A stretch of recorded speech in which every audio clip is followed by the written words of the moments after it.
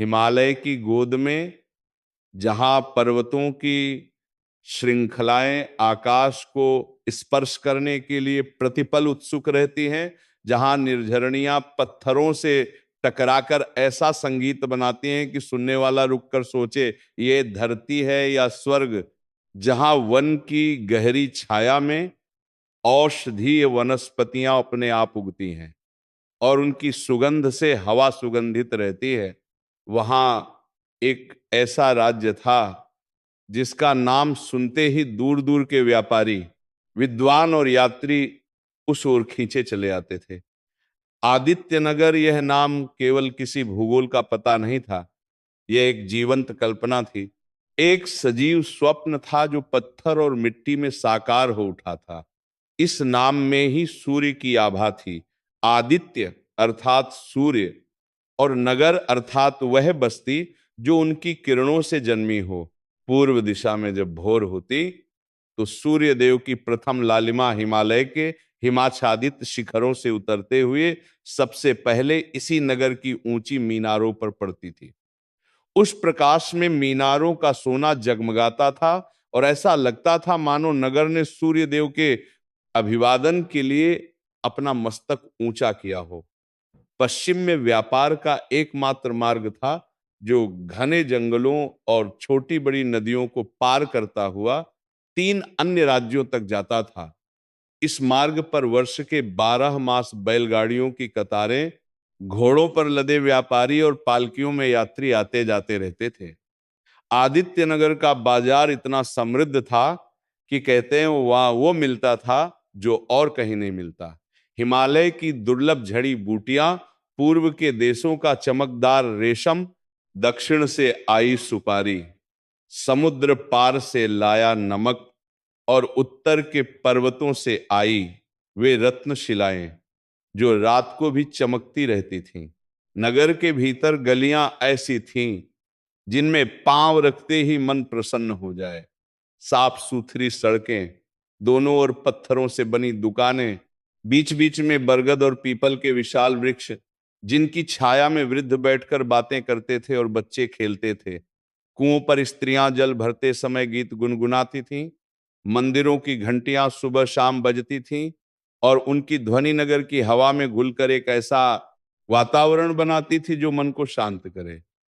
उत्सवों पर पूरे नगर में दीपमालिकाएं जलती थीं और वह दृश्य ऐसा होता था जैसे आकाश का एक टुकड़ा नीचे उतर आया हो। किंतु नगर के पश्चिमी छोर पर एक और दुनिया थी। वहां की गलियां संकरी और कच्ची थीं। घर मिट्टी और पुरानी ईंटों के थे, टूटे फूटे, जिनकी छतें बरसात में टपकती थीं और दीवारें दरकती थीं। वहां के बच्चों के चेहरों पर मैल था और उनकी आंखों में वह भूख थी जो केवल अन्न की नहीं बल्कि एक बेहतर जीवन की भी थी।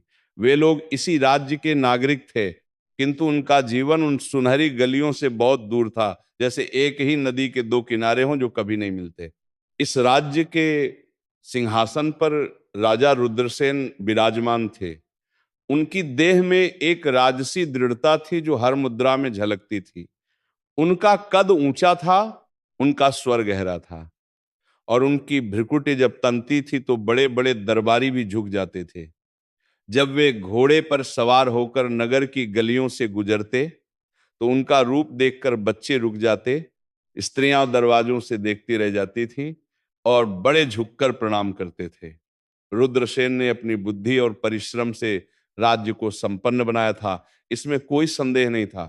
किंतु इस सब के साथ धीरे धीरे एक और चीज बढ़ती गई थी, उनका अहंकार। वह अहंकार जो संपत्ति के साथ आता है, जो सफलता के साथ उगता है और जो धीरे धीरे उस मनुष्य को ढंक लेता है, जो उसके भीतर रहता है। रुद्रसेन को अब यह विश्वास हो गया था कि वे जो कुछ भी हैं वे स्वयं अपनी शक्ति से हैं।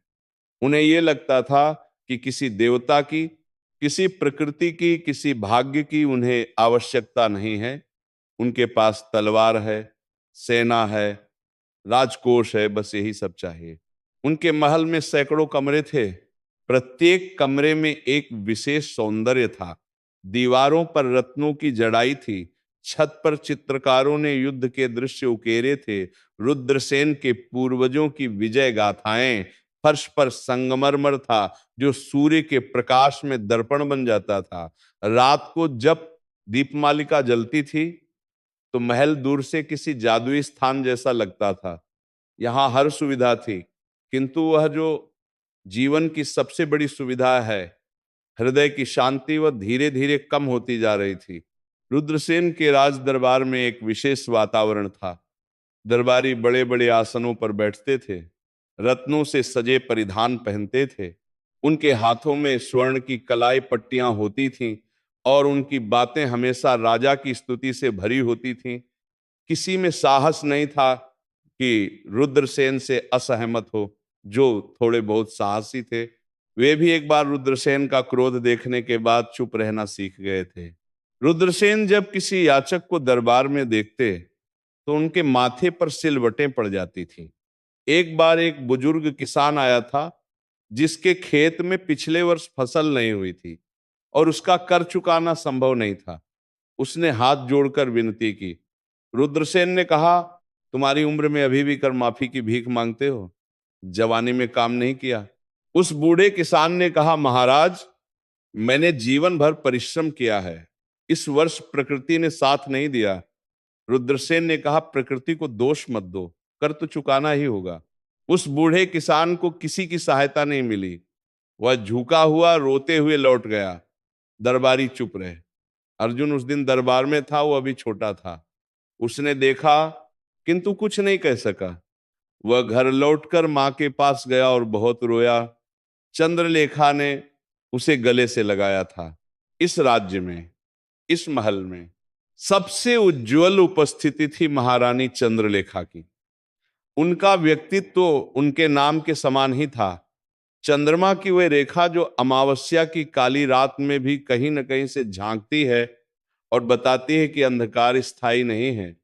जैसे पूर्णिमा का चंद्रमा अपने शीतल प्रकाश से सारे जगत को भर देता है, वैसे ही चंद्रलेखा की उपस्थिति हर उस स्थान को भर देती थी जहां वे जाती थीं।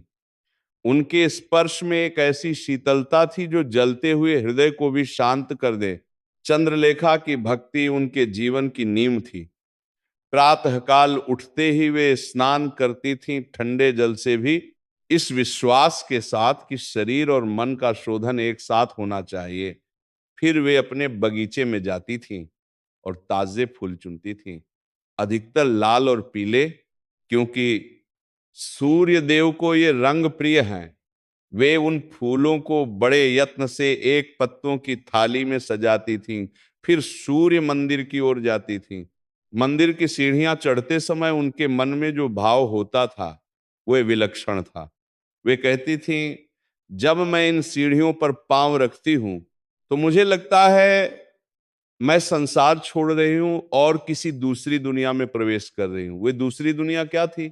वह था सूर्य देव के साथ वह एकांत, जहां कोई राजनीति नहीं थी, कोई सत्ता नहीं थी, कोई चिंता नहीं थी, बस एक प्राणी और उसका ईश्वर। रविवार उनके लिए सप्ताह का सबसे पवित्र दिन था। उस दिन वे व्रत रखती थीं जब तक सूर्य देव की पूजा पूरी न हो। कुछ भी मुख में नहीं जाता था।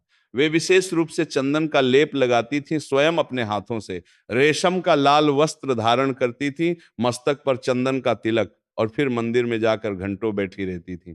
उस दिन उनकी पूजा की एक विशेष विधि थी।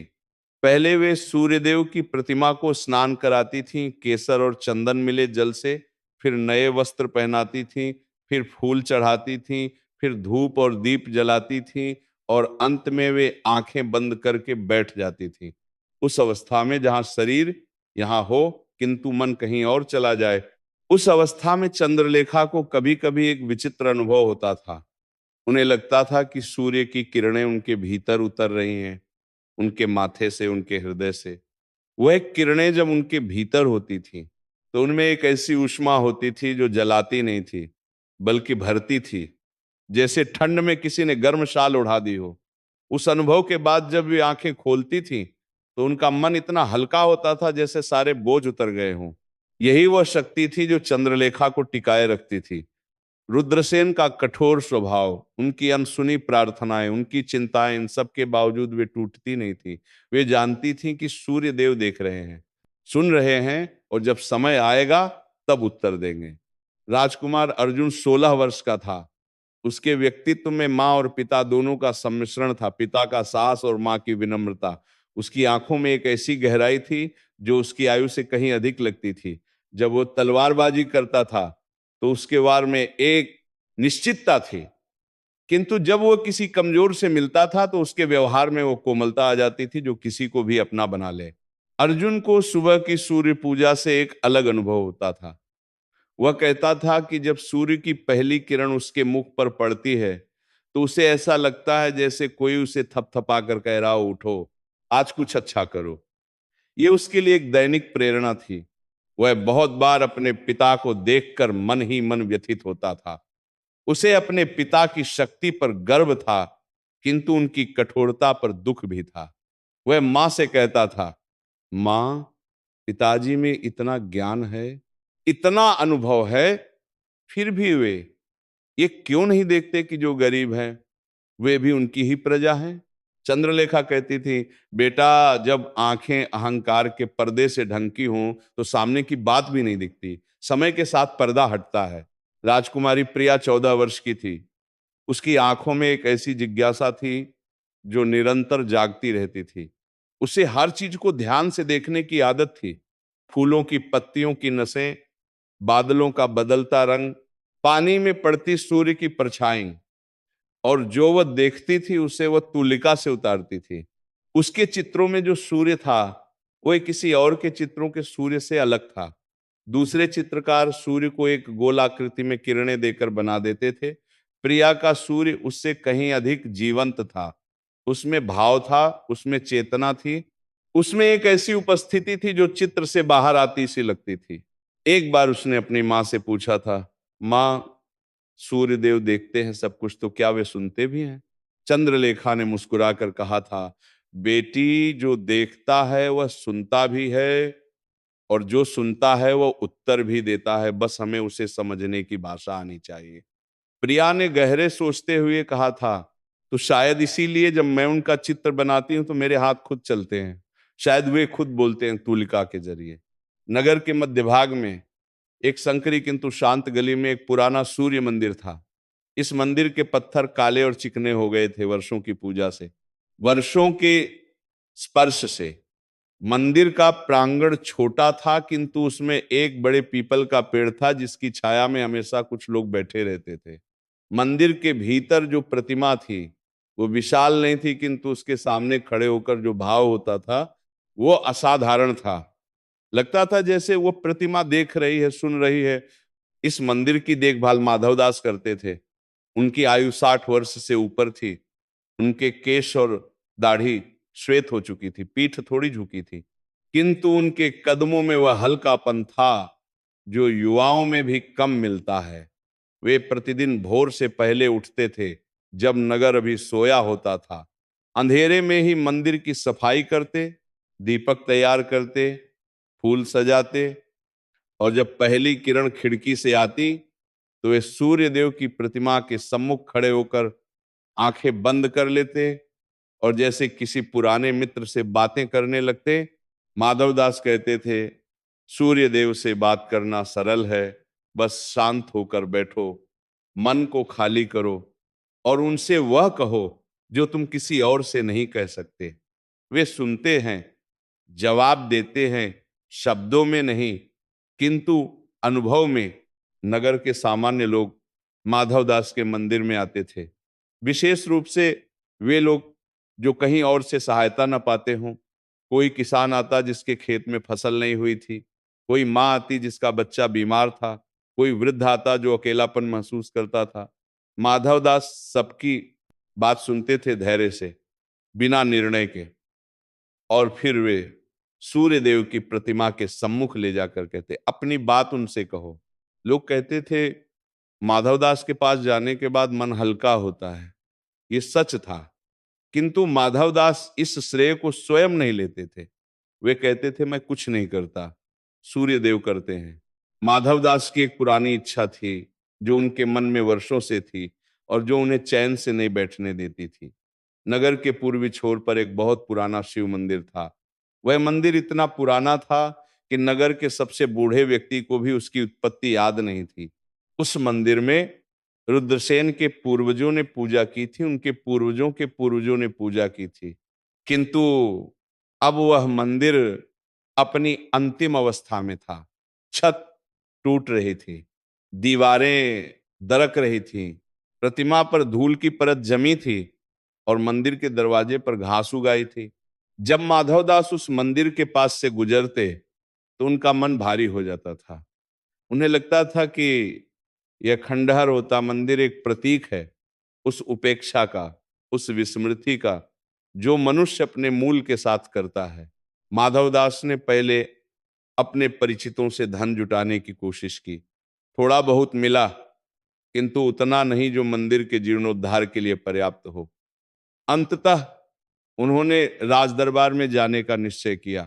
पहली बार जब वे दरबार में गए तो उनके कदम स्वयं नहीं कांपे। उन्होंने सूर्यदेव का नाम लेकर साहस जुटाया था। रुद्रसेन ने उन्हें एक उड़ती निगाह से देखा और कहा, क्या चाहिए? माधवदास ने विनम्रता से अपनी बात रखी।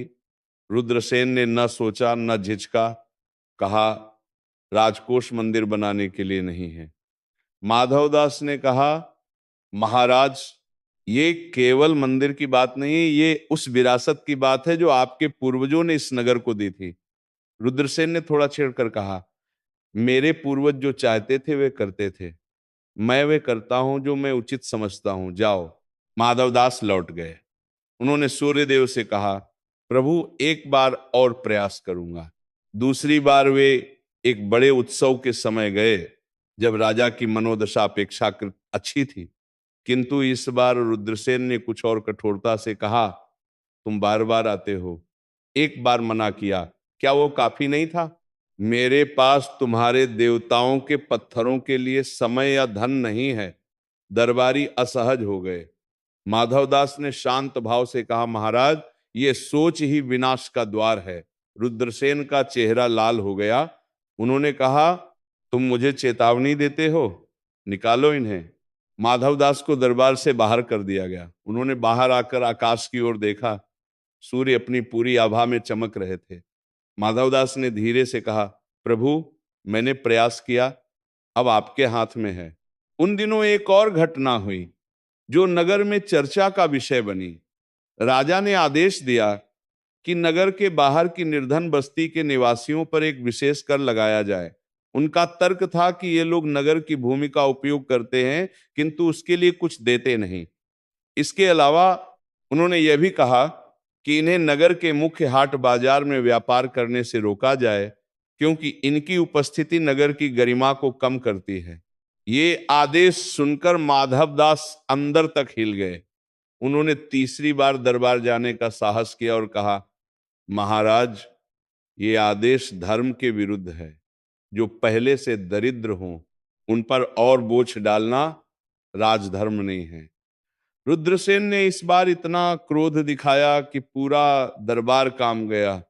उन्होंने कहा, पुजारी, तुम राजनीति में क्या जानते हो? अपनी सीमा में रहो। अब यदि बिना बुलाए आए तो दरबार में प्रवेश नहीं मिलेगा। माधवदास उस दिन के बाद दरबार नहीं गए, किंतु उनका मन उन निर्धन लोगों के लिए निरंतर दुखी रहा। उस बस्ती में एक छोटी सी झोंपड़ी थी। झोंपड़ी के बाहर एक नीम का पेड़ था, जिसकी छाया में गर्मियों में थोड़ी राहत मिलती थी और बरसात में उसकी शाखाएं बारिश को रोकने की कोशिश करती थीं। पूरी तरह सफल न होती थीं, किंतु कोशिश करती थी। इस झोंपड़ी में दो प्राणी रहते थे, एक बूढ़ी नानी और चंपा। चंपा 10 वर्ष की थी। उसके माता पिता 1 साल पहले उस महामारी में चले गए थे जिसने बस्ती के कई परिवारों को उजाड़ दिया था। उस समय चंपा को केवल इतना याद था कि मां बुखार से कांप रही थी और पिता उनके पास बैठे थे, और फिर एक दिन दोनों नहीं रहे। नानी ने उसे संभाला था, कमजोर हाथों से, धुंधली आंखों से, किंतु प्रेम से। चंपा ने उस दिन से अपना जीवन नानी के लिए बना लिया था। वह सुबह उठती, नानी को जल देती, उनके पांव सहलाती, फिर बाहर निकलती। वह जंगल के किनारे जाकर सूखी लकड़ियां बीनती और उन्हें गट्ठर बनाकर बाजार में बेचती। कभी कभी वह पास के बागों में जाकर फूल मांगती और उन्हें मंदिरों के पास बेचती। उसके पास कभी पर्याप्त पैसे नहीं होते थे। कभी कभी दिन का एक ही वक्त का खाना होता था, वो भी मिल जाए तो बहुत था। नानी को दवाई की जरूरत थी, किंतु वो भी हमेशा नहीं मिल पाती थी। किंतु चंपा ने कभी ये नहीं कहा मेरे साथ अन्याय हो रहा है। वह अपने हाल को नियति मानती थी और नियति के साथ जीना जानती थी। उसके चेहरे पर एक ऐसी निश्चलता थी जो बड़ों में भी कम दिखती है। चंपा की दिनचर्या एक छोटी सी पूजा से शुरू होती थी जो उसे उसकी माँ ने सिखाई थी। माँ कहती थी, बेटी चाहे कुछ हो या न हो, सुबह उठकर सूर्य देव को प्रणाम करना। वे देखते हैं, वे सुनते हैं। चंपा ने ये बात इतनी गहरी से अपने भीतर उतार ली थी कि अब वह उसके जीवन का हिस्सा बन गई थी। वह हर सुबह झोंपड़ी के बाहर आती, पूर्व दिशा में मुंह करके खड़ी होती और जब पहली किरण आसमान में दिखती तो वह दोनों हाथ जोड़ लेती। उसके पास फूल नहीं थे, दीपक नहीं था, चंदन नहीं था, केवल दो हाथ और एक पूरा मन। वह कहती, हे सूर्य देवा, आज का दिन भी आने के लिए धन्यवाद। नानी को तकलीफ न दो, आज भोजन मिल जाए, बस इतना ही। इन तीन वाक्यों में कोई शिकायत नहीं थी, कोई मांग नहीं थी जो पूरी न हो सके, बस एक छोटी सी प्रार्थना। किंतु उस प्रार्थना में एक ऐसी शुद्धता थी जो किसी भव्य मंदिर की किसी भी विस्तृत पूजा से कम नहीं थी। जब राजा के आदेश से बस्ती के लोगों पर कर लगा और हाट बाजार से उन्हें रोका गया तो चंपा का जीवन और भी कठिन हो गया। एक दिन वो सुबह से निकली, लकड़ियां बीनी, बाजार की ओर चली, किंतु बाजार के रक्षक ने उसे रोक दिया। तुम्हारी बस्ती के लोगों को यहां नहीं आने दिया जाएगा। चंपा ने कहा, भैया लकड़ियां बेचनी है, नानी को दवाई चाहिए। रक्षक ने कहा, मेरी मजबूरी है, राजा गया है। चंपा चुपचाप लौट गई। नानी भूखी थी, दवाई नहीं आई। वह शाम को बाहर पत्थर पर बैठी थी। सूरज डूब रहा था, पश्चिम में आसमान लाल हो रहा था। उसकी आंखों में आंसू थे, किंतु उसके होठों पर शिकायत नहीं थी। वो धीरे से बोली, हे सूर्य देवा, आज भूखे रहेंगे, किंतु तुम होना, बस इतना काफी है। ये शब्द छोटे थे, किंतु उनमें एक ऐसा विश्वास था जो पर्वत को भी हिला दे। एक पड़ोसी बूढ़े व्यक्ति उसी समय वहां से गुजरे। उन्होंने चंपा के आंसू देखे। वे खुद भी दरिद्र थे, किंतु उस दिन उनके घर में थोड़ी खिचड़ी थी। वे भीतर गए और एक मिट्टी के पात्र में खिचड़ी लाकर चंपा को दे गए। चंपा ने हाथ जोड़े और नानी के पास दौड़ गई। उसी शाम राजकुमार अर्जुन घुड़सवारी के बाद उस रास्ते से गुजरे। उन्होंने चंपा को देखा, आंखों में आंसू, किंतु मुख आकाश की ओर और होठों पर कुछ। अर्जुन रुक गए, घोड़े से उतरे, पास गए। उस छोटी सी मुलाकात ने अर्जुन के हृदय में एक गहरी छाप छोड़ दी, ऐसी छाप जो जीवन भर न मिटे। रात को महल में लौटकर अर्जुन मां के पास गया। उसने सब बताया। चंद्रलेखा ने सुना और उनकी आंखें भर आईं। उन्होंने बेटे का हाथ थामकर कहा, अर्जुन, उस बालिका के पास जो भाव है वह बहुमूल्य है। वह भूखी है किंतु शिकायत नहीं है। उसके पास दीपक नहीं है किंतु श्रद्धा है। यही सच्ची भक्ति है। अर्जुन ने कहा, मां, पिताजी को यह बात कैसे समझाएं? चंद्रलेखा ने दीर्घ निश्वास लिया और कहा, जब समय आएगा सूर्यदेव समझाएंगे। चंद्रलेखा ने उस रात बहुत देर तक सूर्यदेव से बात की। वे कहती रहीं, प्रभु, मेरे स्वामी का हृदय पत्थर नहीं है। यदि पत्थर होता तो मैं उनसे विवाह न करती। उस पत्थर के नीचे एक मनुष्य छिपा है, उसे बाहर निकालो। उन दिनों आदित्य नगर में एक विचित्र बात हुई। बस्ती के कुछ लोगों ने मिलकर एक शिकायत लिखी और राज दरबार में भेजी। उस शिकायत में लिखा था कि कर असहनीय है और हाट बाजार में न जाने से उनका जीवन यापन असंभव हो रहा है। रुद्रसेन ने वह शिकायत पढ़ी और उसे एक ओर रख दिया। उन्होंने अपने मंत्री से कहा, ये लोग बस बहाने बनाते हैं, जिसे काम करना हो वो करे, शिकायत करना आसान है। माधव दास को ये पता चला। उन्होंने सूर्यदेव से कहा, प्रभु, अब आप ही कुछ करें। मनुष्य के की जितना हो सकता था हो गया। उस रात आदित्य नगर में एक विचित्र घटना हुई। पूर्णिमा की रात थी, किंतु मध्य रात्रि के बाद अचानक आकाश पर ऐसे बादल घिरे जिन्हें किसी ने पहले नहीं देखा था। न काले न भूरे, बल्कि राख के रंग के, जैसे किसी ने बड़े चूल्हे की राख आकाश पर फैला दी हो। उन बादलों में बिजली नहीं थी, गड़गड़ाहट नहीं थी, वे बस आए और पूरे आकाश पर छा गए। पूर्णिमा का चंद्रमा उनमें इस तरह खो गया जैसे कोई दीपक अंधेरे में बुझ जाए। अगली सुबह नगर के लोग अजीब से थे। बगीचों के फूल मुरझाए थे, पशु बेचैन थे, कुओं का जल थोड़ा धुंधला था। बड़े बूढ़े लोग आपस में फुसफुसाते थे, कुछ ठीक नहीं लग रहा। उसी दिन प्रातःकाल महल के पूर्वी द्वार पर एक सन्यासी आए। वे वृद्ध भी नहीं थे और युवा भी नहीं, एक ऐसी अवस्था में थे जहां आयु का अनुमान लगाना कठिन हो। उनका वस्त्र केवल एक भगवा गमछा था, पांव में खड़ाऊं भी नहीं थी, हाथ में एक दंड था और माथे पर भस्म की 3 धारियां। किंतु उनकी आंखें, वे आंखें असाधारण थीं।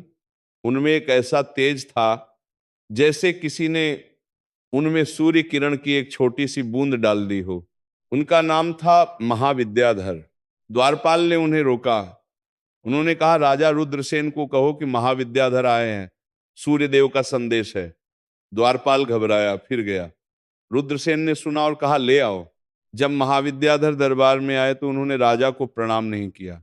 वे एकदम सीधे खड़े रहे, जैसे किसी ने उन्हें अभी अभी एक अडिग पर्वत की छवि से बनाया हो। रुद्रसेन को यह असभ्यता लगी। उन्होंने पूछा, कौन हो, क्या कहना है?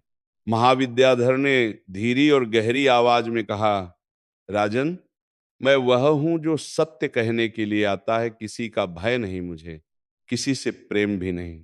सूर्य देव की एक दृष्टि में आपका समूचा राज्य है।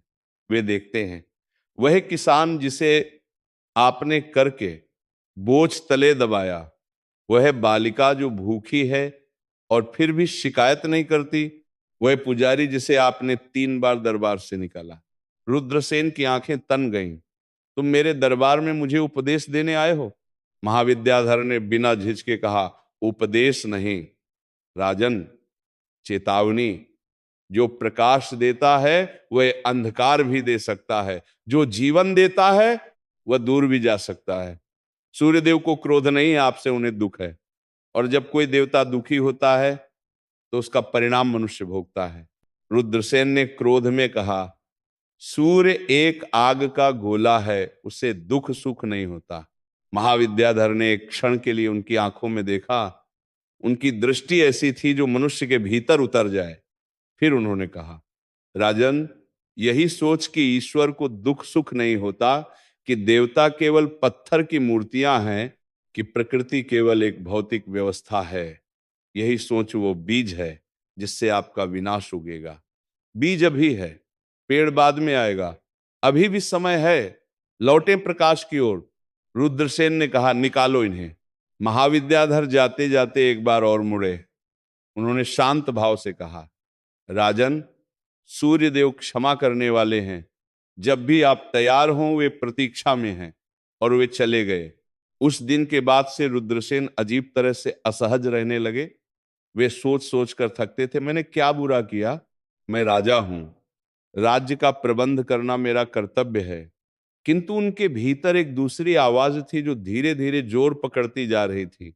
वो आवाज जो उन्हें याद दिलाती थी उस किसान के आंसू, उस बालिका की प्रार्थना, उस पुजारी का झुका हुआ मस्तक। अगले कुछ दिनों में रुद्रसेन के शरीर पर पहले लक्षण प्रकट हुए। उनकी त्वचा पर छोटे छोटे लाल चकत्ते दिखे, पहले केवल हाथ पर, फिर कंधे पर, फिर और जगह। राजवैद्य ने देखा और कहा, ये परिवर्तन का प्रभाव है, ये औषधि लीजिए। औषधि दी गई, किंतु चकत्ते कम नहीं हुए। फिर उनके शरीर में एक असाधारण शिथिलता आने लगी। वे जो राजा प्रतिदिन घंटों अश्व पर सवार रहते थे, जो कभी थकान का अनुभव नहीं करते थे, वे अब कुछ देर चलते ही बैठ जाते थे। ये बदलाव उन्हें भी अजीब लगा। उन्होंने राजवैद्य से कहा, ये क्यों हो रहा है? राजवैद्य ने कहा, महाराज, आयु के साथ शरीर में बदलाव होते हैं। रुद्रसेन को यह उत्तर संतोषजनक नहीं लगा। फिर एक दिन उन्हें आंखों के सामने धुंध सी महसूस हुई। पहले हल्की, जैसे कोई पतला सा जाल हो दृष्टि के आगे, फिर वह धुंध गहरी होती गई। एक सप्ताह के भीतर वे अपने सामने बैठे व्यक्ति का चेहरा ठीक से नहीं देख पाते थे। उन्होंने चंद्रलेखा से कहा, तुम्हारा चेहरा धुंधला दिखता है। चंद्रलेखा के हृदय में एक धक्का सा लगा। राजवैद्य ने और वैद्यों को बुलाया। दूर दूर से विद्वान वैद्य आए। कोई कुशल आयुर्वेदाचार्य थे, कोई जड़ी बूटी के जानकार, किसी ने पित्त का प्रकोप बताया, किसी ने वात। दुर्लभ जड़ी बूटियां मांगाई गई, हिमालय की ऊंचाइयों से, दूर के जंगलों से काढ़े बनाए गए, लेप किए गए, भाप दी गई, किंतु कोई औषधि काम नहीं आई। रुद्रसेन के शरीर पर अब घाव उभरने लगे, ऐसे घाव जिनमें जलन थी, ऐसी जलन जो रात को और बढ़ती थी। उनकी नींद चली गई, उनका भोजन छूट गया, उनका शरीर जो कभी पर्वत जैसा दृढ़ था वह धीरे धीरे क्षीण होता जा रहा था। महल में एक भारी उदासी छा गई। सेवक चुपचाप काम करते और आपस में फुसफुसाते। दरबारी आते थे, कुछ देर बैठते थे और उदास मुख से लौट जाते थे। चंद्रलेखा की पूजा अब और अधिक गहरी हो गई। वे घंटों सूर्य मंदिर में बैठी रहती थीं। उनकी आंखें बंद होती थीं, उनके होठ हिलते रहते थे, उनकी बात दीप बंद होती थी। उनकी प्रार्थना में एक नई तड़प थी। अब वे कहती थी, हे विभावसु, हे जगत पिता, मैं जानती हूं ये आपकी व्यवस्था है। मैं जानती हूं मेरे स्वामी ने भूल की है, किंतु क्षमा करना तो आपका स्वभाव है। जैसे प्रतिदिन अंधकार को क्षमा करके आप उगते हैं, वैसे ही इनकी भूल को क्षमा करके इनके हृदय में प्रकाश उतारो। अर्जुन प्रतिदिन पिता के पास बैठता था।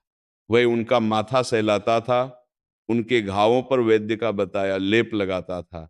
रुद्रसेन को पहले ये अटपटा लगता था, एक राजा अपने पुत्र से इस तरह सेवा करवाए, किंतु अब उनके पास आपत्ति करने की शक्ति नहीं थी। एक रात अर्जुन देर तक पिता के पास बैठा रहा। दीपक की लौ धीमी थी। रुद्रसेन शांत लेटे थे, शायद सो गए थे, शायद नहीं। अर्जुन ने धीरे से कहा, पिताजी, मां कहते हैं कि सूर्य देव से माफी मांगने से शरीर और मन दोनों को शांति मिलती है। रुद्रसेन की पलकें थोड़ी हिली। उन्होंने आंखें नहीं खोली, किंतु वे सुन रहे थे। प्रिया एक दिन अपना सबसे बड़ा चित्र लेकर पिता के कक्ष में आई। उस चित्र में सूर्य देव अपने रथ पर बैठे थे, उनके साथ घोड़े दौड़ रहे थे, उनके हाथ में कमल था और उनकी आंखें, उन आंखों में एक ऐसी करुणा थी जो देखने वाले को भीतर तक छू जाए। प्रिया ने वह चित्र पिता के सिरहाने दीवार पर टिका दिया। रुद्रसेन ने धुंधली आंखों से उसे देखने की कोशिश की, स्पष्ट नहीं दिखा, किंतु वे कुछ देर चुप रहे। फिर उन्होंने बेटी का हाथ थाम लिया। ये क्या बनाया है बेटी? सूर्यदेव पिताजी, जो देखते हैं, सुनते हैं और माफ करते हैं। रुद्रसेन की आंखों में कुछ आया, उन्होंने आंखें फेर ली, किंतु वह कुछ वह नमी वह रही। माधवदास ने महारानी से मुलाकात की। उन्होंने कहा, देवी, यह रोग असाधारण है। सूर्य देव का साक्षित्व जब किसी पर से हट जाता है तो शरीर में वैसे ही अंधकार आता है जैसे किसी भवन में प्रकाश बंद हो जाए। इसका एक ही उपाय है, सच्चा पश्चाताप। सूर्य देव के सम्मुख बिना किसी शर्त के। चंद्रलेखा ने कांपते होठों से कहा, वे मानेंगे? माधवदास ने कहा, देवी, इंसान जब टूटता है तब मानता है। उन्हें टूटना होगा और ये टूटना ही उनका सबसे बड़ा निर्माण होगा। चंद्रलेखा ने ये बात रुद्रसेन तक पहुंचाई। उन्होंने बहुत सधे और प्रेमपूर्ण स्वर में कहा, स्वामी, माधवदास जी कहते हैं कि सूर्य देव के सम्मुख हृदय से क्षमा मांगने से शांति मिलती है। रुद्रसेन ने आंखें खोली। उन्होंने कहा, तुम चाहती हो कि मैं झुककर माफी मांगू? चंद्रलेखा ने धीरे से कहा, स्वामी, झुकना कमजोरी नहीं है। सूर्य भी तो प्रतिदिन क्षितिज के नीचे झुककर उगता है और तभी जगत को प्रकाश मिलता है। रुद्रसेन उस वाक्य पर बहुत देर रुके। सूर्य भी तो क्षितिज के नीचे झुककर उगता है। यह वाक्य उनके भीतर उतरता गया। वह रात रुद्रसेन के जीवन की सबसे भारी रात थी। दर्द था शरीर में, धुंध थी आंखों में, और भीतर एक ऐसी रिक्तता थी जो वर्षों से भरी जा रही थी। उस अहंकार से, उस कठोरता से, उस असंवेदनशीलता से अब वह रिक्तता महसूस हो रही थी, क्योंकि उसे भरने वाली सामग्री अब नहीं रही। रुद्रसेन अकेले पड़े थे। रात गहरी हो गई थी। सेवक बाहर सो गए थे। चंद्रलेखा द्वार के पास बैठकर जप कर रही थी। और तब उस अर्धनिद्रा में, उस अर्धजागृत अवस्था में, जहां स्वप्न और वास्तविकता की सीमा मिट जाती है, उन्हें वह अनुभव हुआ जो उनके जीवन को बदल देने वाला था।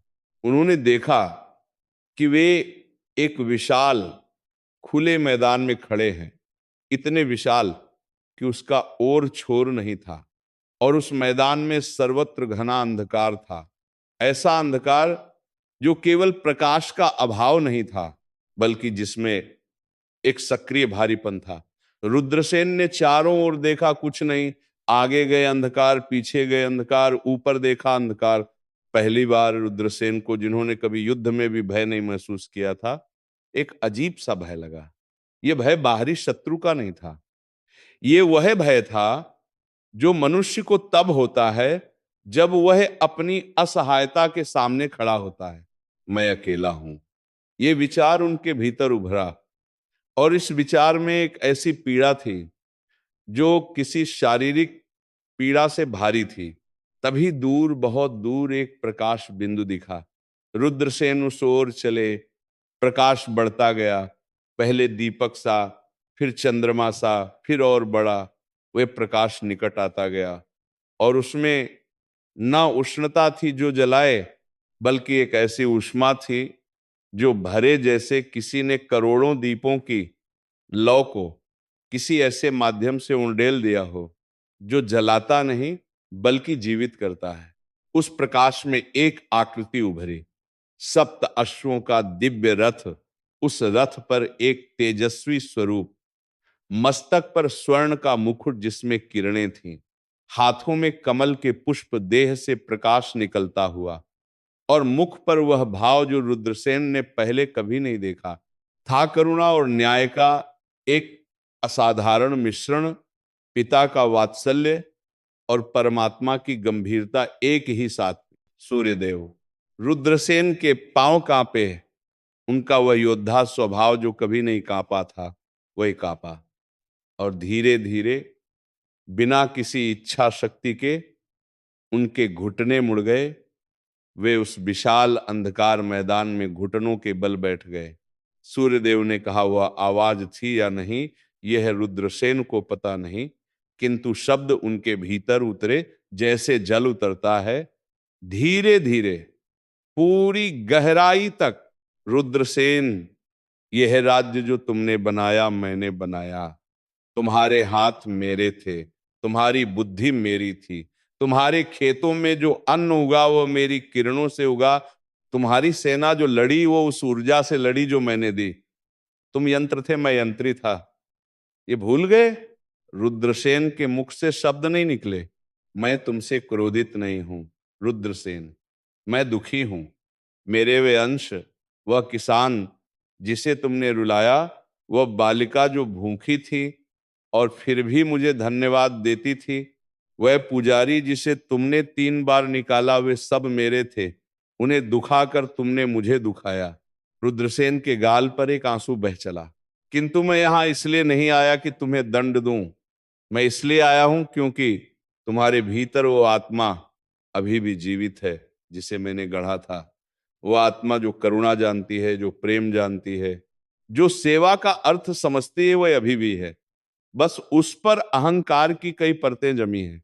रुद्रसेन ने सिर और झुका लिया। जो प्रकाश देना चाहते हैं उन्हें पहले जलना पड़ता है। जो राजा बनना चाहते हैं उन्हें पहले सेवक बनना पड़ता है। राजा वह नहीं जो सिंहासन पर बैठे और आदेश दे, राजा वह है जो रात में जागकर सोचे कि मेरी प्रजा का सबसे दीन व्यक्ति आज ठीक है या नहीं। रुद्रसेन की आंखों से आंसू बह रहे थे। रविवार मेरा दिन है। उस दिन जब भोर होती है और मैं उगता हूं, मैं चाहता हूं कि उस क्षण मनुष्य अपने सबसे सच्चे रूप में हो, न राजा न रंक, बस एक आत्मा जो उस अनंत प्रकाश के सामने झुके और कहे मुझे याद है मैं कहां से आया हूं। प्रकाश धीरे धीरे हल्का होने लगा, आकृति धुंधलाती गई। रुद्रसेन लौटो, मैं प्रतीक्षा में हूं। और फिर प्रकाश गया, रुद्रसेन की आंखें खुली। वे पसीने में थे, पूरे शरीर में एक अजीब कांपन था। उनके गाल गीले थे, कमरे में अंधेरा था, रात का दूसरा प्रहर, किंतु भीतर भीतर एक हल्कापन था, जैसे वर्षों से जो पत्थर उन्होंने सीने पर रखे थे वे एक एक करके उतर गए हों। रुद्रसेन ने अपने हाथ देखे, उनकी आंखें गीली थीं। पहली बार पहली बार उन्हें अपने आंसुओं से शर्म नहीं आई। सुबह की पहली रोशनी में रुद्रसेन ने सेवक को बुलाया। सेवक दौड़ा आया, राजा इतनी सुबह कभी नहीं उठे थे। रुद्रसेन ने कहा, महारानी को, राजकुमार को, राजकुमारी को और माधवदास को अभी बुलाओ। सेवक भागा। थोड़ी देर में चंद्रलेखा, अर्जुन, प्रिया और माधवदास सब उनके कक्ष में थे। उनके चेहरों पर चिंता थी, आश्चर्य था।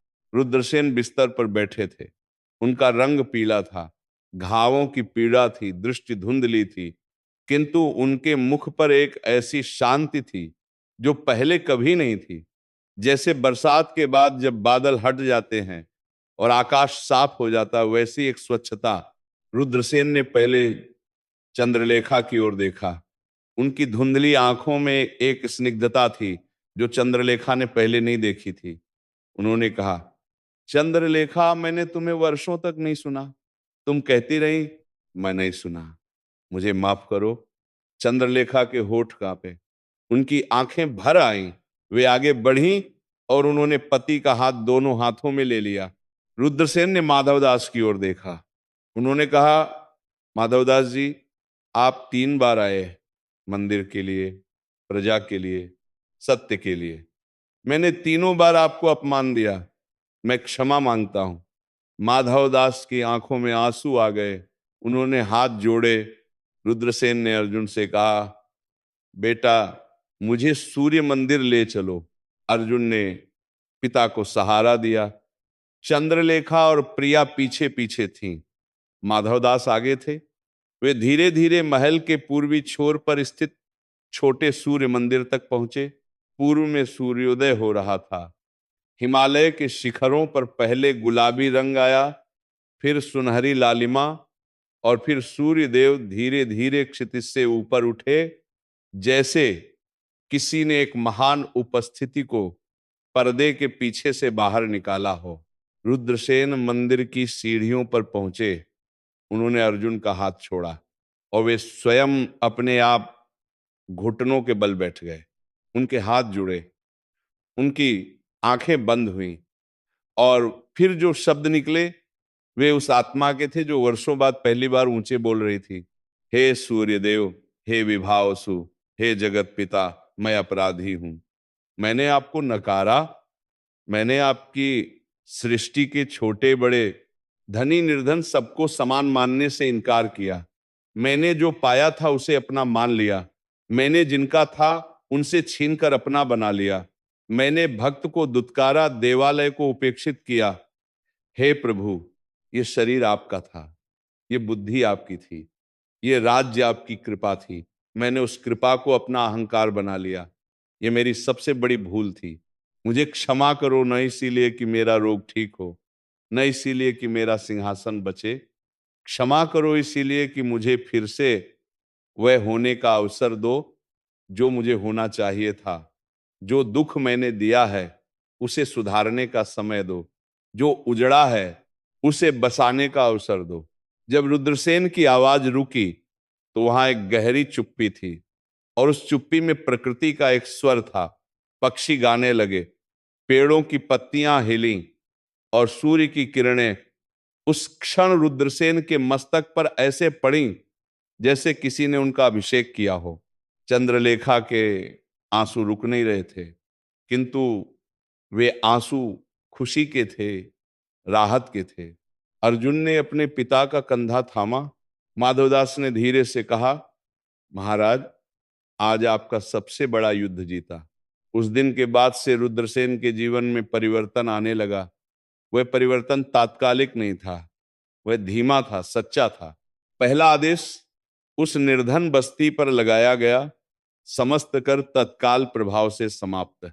जो धन वसूला गया था वो वापस किया जाए। उन्हें हाट बाजार में व्यापार का पूर्ण अधिकार दिया जाए। दूसरा आदेश, राज्य के प्रत्येक उस स्थान पर जहां निर्धन लोग रहते हैं, अन्न क्षेत्र स्थापित किए जाएं। वहां आने वाले से कोई प्रश्न नहीं, न जाति, न धर्म, न स्थिति, बस आओ, भोजन लो। तीसरा आदेश, माधवदास जिस शिव मंदिर के जीर्णोद्धार के लिए वर्षों से कह रहे थे, उसका कार्य तुरंत आरंभ हो। जब ये आदेश सुनाए गए तो दरबार में एक असाधारण चुप्पी थी। फिर धीरे धीरे एक एक दरबारी की आंखें नम हुई। वे जो वर्षों से रुद्रसेन का यह रूप देखना चाहते थे, उन्हें आज वह मिला। उसी दिन अर्जुन ने पिता को चंपा के बारे में बताया। रुद्रसेन ने सुना और कहा, उस बालिका को महल में बुलाओ।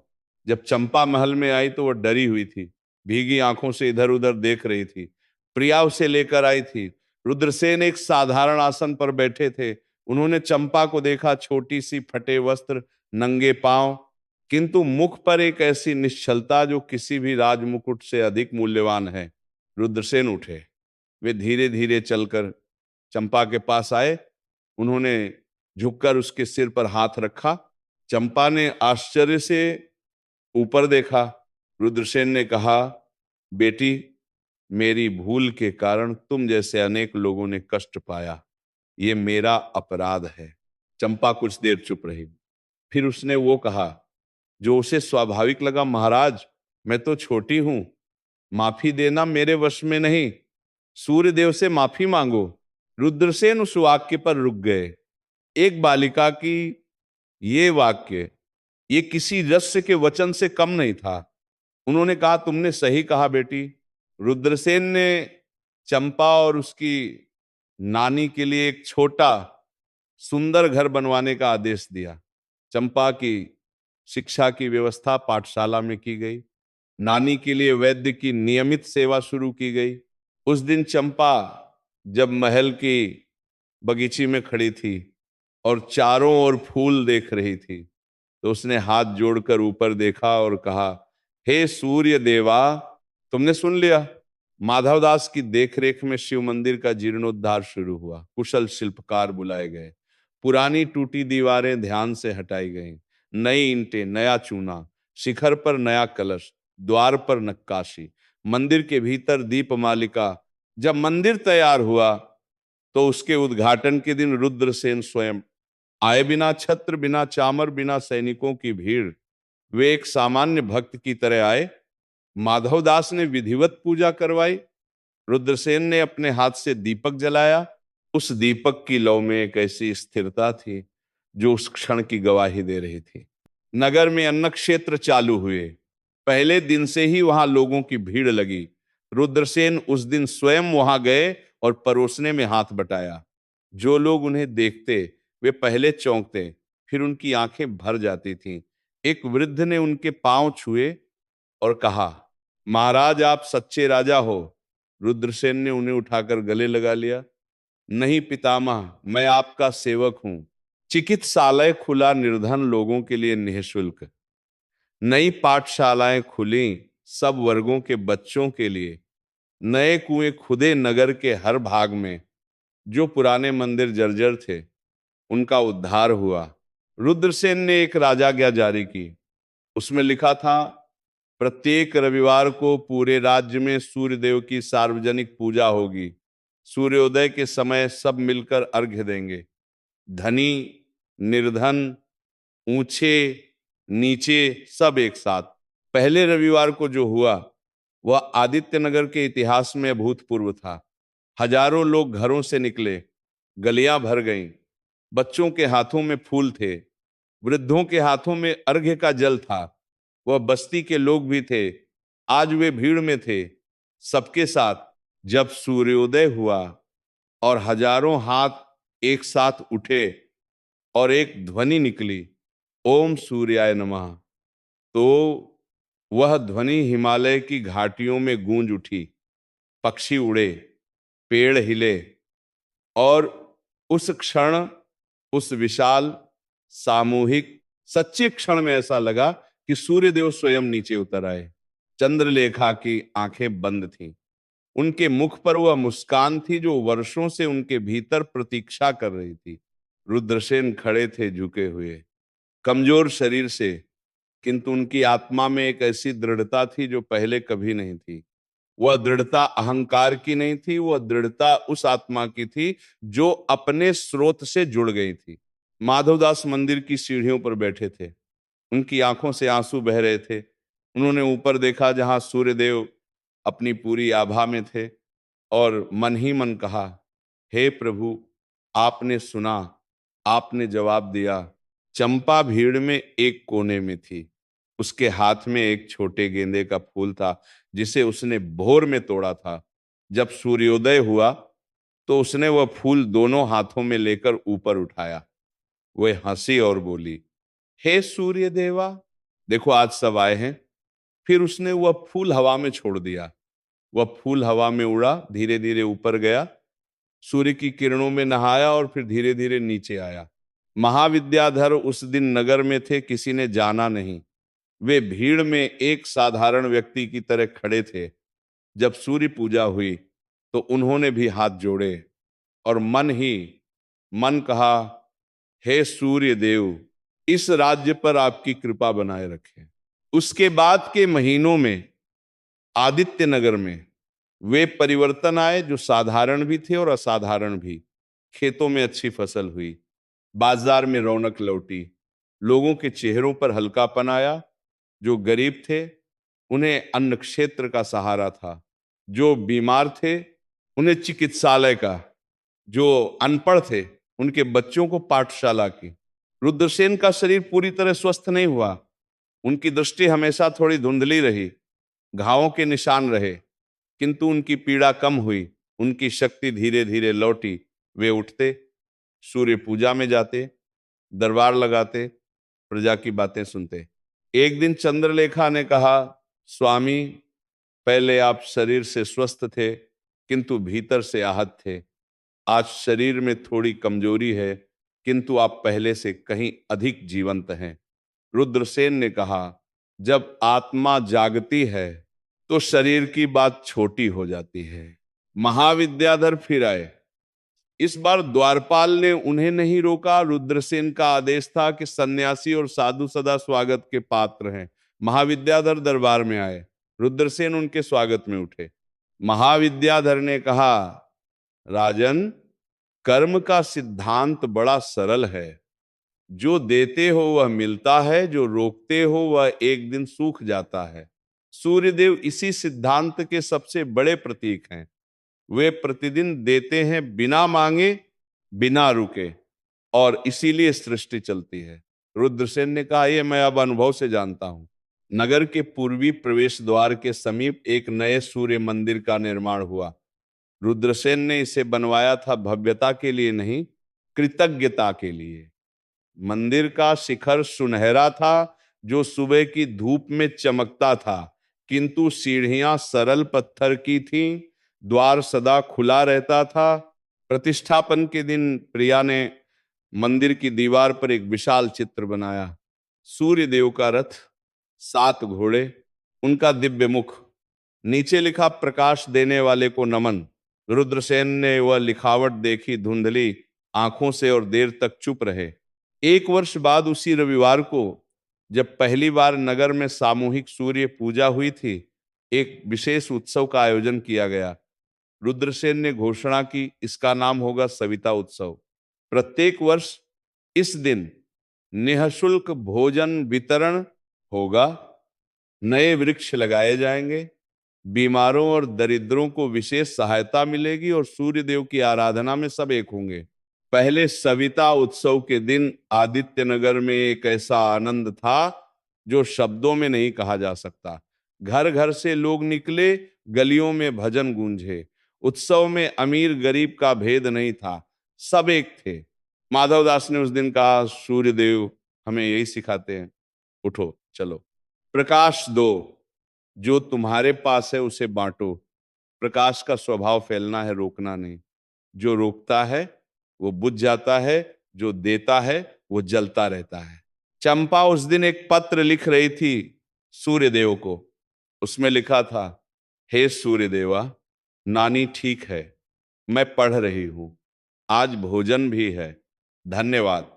वह पत्र लेकर वह मंदिर गई और सूर्यदेव की प्रतिमा के सामने रख दिया। माधवदास ने वह पत्र देखा, उन्होंने उसे उठाकर पढ़ा और फिर वापस रख दिया। उनकी आंखों में जो भाव था उसे बताना कठिन था। आदित्य नगर की समृद्धि के पीछे केवल व्यापार नहीं था, उसके पीछे एक परंपरा थी जो पीढ़ियों से चली आ रही थी। इस राज्य के संस्थापक राजा सूर्यवर्मा थे, जिन्होंने इस राज्य की नींव रखी थी। कहते हैं सूर्यवर्मा ने एक बार स्वप्न में सूर्यदेव ने बारका राजा सूर्यवर्मा के दर्शन किए थे और उन्होंने कहा था, इस भूमि पर जो राज्य बनाओ उसकी नीम सेवा हो, दंड नहीं। सूर्यवर्मा ने उस आज्ञा को माना और उन्होंने ऐसा राज्य बनाया जहां प्रत्येक रविवार को सार्वजनिक सूर्य पूजा होती थी और उस दिन राजा स्वयं प्रजा के बीच जाकर उनकी बातें सुनते थे। किंतु वह परंपरा रुद्रसेन के पूर्ववर्ती राजाओं में धीरे धीरे क्षीण होती गई। उनके पिता ने सूर्य पूजा की परंपरा रखी, किंतु उसमें वह जीवंत भाव नहीं था, वह केवल एक औपचारिकता बन गई थी और रुद्रसेन ने तो उसे भी छोड़ दिया था। माधवदास इस इतिहास को जानते थे। वे अक्सर कहते थे, जब किसी राज्य की परंपरा मर जाती है तो पहले वह परंपरा मरती है, फिर वह जो उस परंपरा में जीता था। ये बात उन्होंने तब कही थी जब रुद्रसेन ने पहली बार उन्हें दरबार से निकाला था। महाविद्याधर की उस दूसरी यात्रा में उन्होंने रुद्रसेन से एक बहुत महत्वपूर्ण बात कही थी, जो रुद्रसेन बाद में अक्सर दोहराते थे। उन्होंने कहा था, राजन, सूर्यदेव प्रतिदिन उगते हैं, चाहे संसार में कोई उनकी प्रतीक्षा करे या नहीं। वे इसलिए नहीं उगते कि उनकी स्तुति हो, वे इसलिए उगते हैं क्योंकि यही उनका स्वभाव है, यही उनका धर्म है। जो स्वभाव से देता है वह महान है, जो भय से या लालच से देता है वह नहीं। रविवार का दिन हमें यह याद दिलाता है कि इस सप्ताह हमने क्या दिया और क्या लिया। यदि हमने केवल लिया और कुछ नहीं दिया तो हम सूर्यदेव के सिद्धांत के विरुद्ध चले, और जो प्रकृति के विरुद्ध चले वह एक दिन टूटता है। यह केवल दंड का विधान नहीं है, यह प्रकृति का स्वाभाविक प्रवाह है। जैसे जल ऊपर से नीचे बहता है, वैसे ही कर्म का फल उस कर्ता की ओर लौटता है। रुद्रसेन ने यह सुनकर कहा, महात्मा, यदि कोई भूल करके लौट आए तो? महाविद्याधर ने कहा, सूर्यदेव की विशेषता यह है कि वे प्रतिदिन नई शुरुआत करते हैं। हर नई भोर एक नई संभावना है। जो व्यक्ति अपनी भूल स्वीकार करके लौटता है, उसके लिए भी एक नई भोर होती है। रुद्रसेन ने इस बात को अपने हृदय में उतारा और उसके बाद उन्होंने कभी नहीं कहा जो हुआ सो हुआ। वे हमेशा कहते थे, अभी भी एक नई भोर है। नगर में एक और परिवर्तन आया जो माधवदास की देन था। उन्होंने सुझाया कि प्रत्येक रविवार की पूजा के बाद नगर के बच्चों को सूर्य देव की कथाएं सुनाई जाएं। ये विचार सुनकर रुद्रसेन ने कहा, यह बहुत अच्छा विचार है। बच्चों को जो बचपन में मिलता है वह जीवन भर साथ रहता है। माधवदास ने कहा, महाराज, यही तो है, एक बीज जो बचपन में बोया जाता है वो पेड़ बनता है। उस रविवार से माधवदास प्रत्येक सप्ताह एक कथा सुनाने लगे। बच्चे आते, छोटे बड़े, धनी निर्धन, वे माधवदास के चारों ओर बैठ जाते। माधवदास अपनी धीमी मीठी आवाज में कथा सुनाते। उन कथाओं में सूर्यदेव की महिमा थी, धर्म का उपदेश था, किंतु वह कभी उपदेश नहीं लगता था, वह जीवंत कहानियां लगती थी। चंपा उन कथाओं को बहुत ध्यान से सुनती थी। उसके चेहरे पर जो भाव होते थे वे उसकी पूरी तल्लीनता के साक्षी थे। एक बार माधवदास ने एक कथा सुनाई, एक किसान की जो बहुत गरीब था, किंतु जो प्रतिदिन सूर्योदय पर अपने खेत की मेड़ पर खड़े होकर हाथ जोड़ता था और सूर्यदेव से